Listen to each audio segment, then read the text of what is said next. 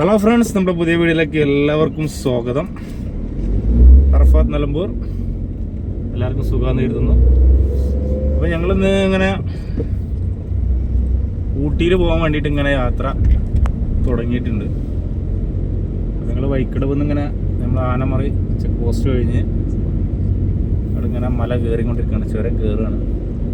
അപ്പം നമ്മളെ കൂടെ ഉള്ളത് നമ്മളെ ബഹുമാനനായ കുഞ്ഞാക്കുണ്ട്, മുന്നിലിരിക്കുന്നുണ്ട്. പിന്നെ നമ്മളെ സമീർക്കുണ്ട്. അപ്പോൾ പ്രകൃതി എന്ന് പറയുമ്പോൾ എന്താണെന്ന് വെച്ചാൽ ഏറ്റവും രസകരമായ ഒരു കാഴ്ച ഉള്ള ഒരു നാടാണ് ഈ വഴിക്കടവ് ടു ഗൂഡല്ലൂർ വരെ. അത് നല്ല രസമാണ് കാണാൻ. ഈ വൈകുന്നേരത്തെ ഒരു വൈബ് എന്ന് പറയുമ്പോൾ നല്ല രസമുള്ളൊരു വഴിപ്പാണ്. ഇവിടെയാണ് ഈ ആനമറി ചെക്ക് പോസ്റ്റ്, അതായത് ഒന്നാം വളവ്. ഇതൊരു വളവ് തന്നെയാണ്. ഇതൊക്കെ ആട്ടി ഒടിക്കുക എന്ന് പറയുന്നത് ഭയങ്കര ടാസ്ക്കാണ്. അപ്പം അങ്ങനെയൊക്കെയാണ് കാര്യങ്ങൾ. അപ്പം ഞങ്ങളിങ്ങനെ ഊട്ടിയിൽ പോയിട്ടൊക്കെ വരാം. ഇന്ന് ഊട്ടിയിൽ പോകും, നാളെ ഊട്ടിയിൽ നിന്ന് മൈസൂരിൽ നിന്ന് ബാംഗ്ലൂർ, അങ്ങനെയൊക്കെയാണ് പദ്ധതികളുള്ളത്.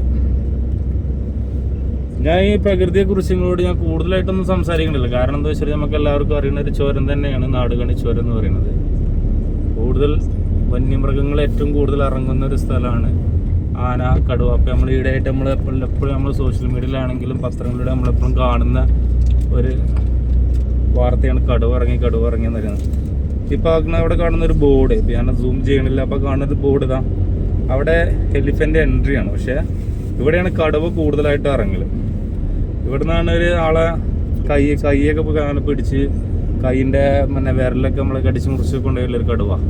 അതൊക്കെ ഈ ഭാഗത്ത് നിന്നാണ് കേട്ടോ. അപ്പോൾ ഞാൻ നിങ്ങൾ പറയുന്നത് വെച്ചാൽ നമ്മളിതിലിങ്ങനെ പോരുമ്പോൾ നമ്മളിപ്പോൾ ശ്രദ്ധിക്കണം. കാരണം ഈ ഒറ്റക്ക് ബൈക്കിലൊക്കെ പോരുമ്പോൾ രാത്രി നമ്മൾ ഒറ്റക്ക് ബൈക്കിലൊക്കെ പോരുന്ന ആളുകളുണ്ട് ഇവിടെ. ഗൂഡല്ലൂർക്ക് വരുന്ന ആളുകളുണ്ട്. കാരണം ഗൂഡല്ലൂരിലെ ആളുകൾ കൂടുതലും വഴിക്കടവ് നിലമ്പൂർ ഭാഗങ്ങളിൽ ജോലി ചെയ്യുന്നവരാണ്. അപ്പോൾ അവർ കൂടുതലായിട്ടും ഈ രാത്രികളിലാണ് അവരെ ജോലിയൊക്കെ കഴിഞ്ഞിട്ട് അവർ പിന്നെ മടങ്ങിപ്പോലെ. അപ്പോൾ രാത്രി ബൈക്കിലൊക്കെ പോകുന്ന ആളുകൾ നല്ലോണം ശ്രദ്ധിക്കണം.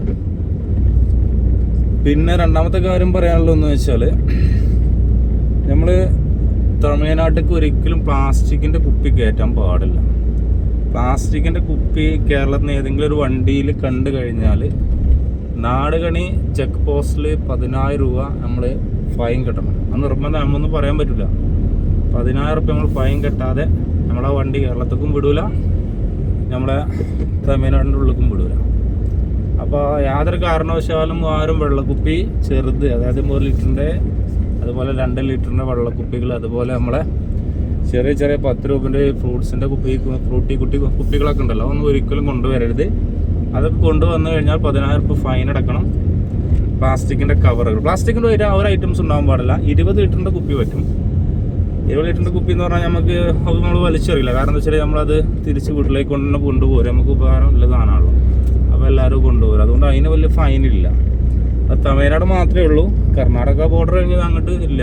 കർണാടകത്തിലൊന്നും ഇല്ല, കേരളത്തിലും ഇല്ല. അപ്പോൾ പ്ലാസ്റ്റിക്കിൻ്റെ കുപ്പി കൊണ്ടുവരുമ്പോൾ നമ്മൾ നല്ലോണം ശ്രദ്ധിക്കണം.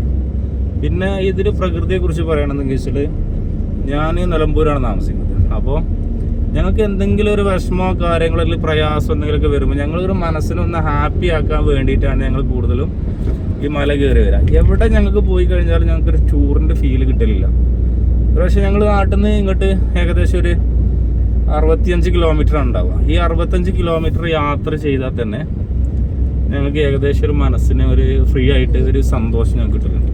കാരണം ഭയങ്കര രസമാണ് ഈ യാത്ര. ഈ വൈകുന്നേരം ഒരു 5 മണി ടു ഒരു 6:30 വരെയുള്ളൊരു യാത്ര, അത് ഭയങ്കര രസമുള്ളൊരു യാത്രയാണ്. അത് ഞാൻ പറയുമ്പോൾ നിങ്ങൾക്ക് ഒരു പക്ഷേ അതിൻ്റെ ഒരു ഇത് അറിയില്ല. പക്ഷെ നമ്മൾ യാത്ര ചെയ്യണം. യാത്ര ചെയ്യുമ്പോഴുള്ള അതിൻ്റെ ഒരു ഫീല് നമുക്ക് അനുഭവപ്പെടും.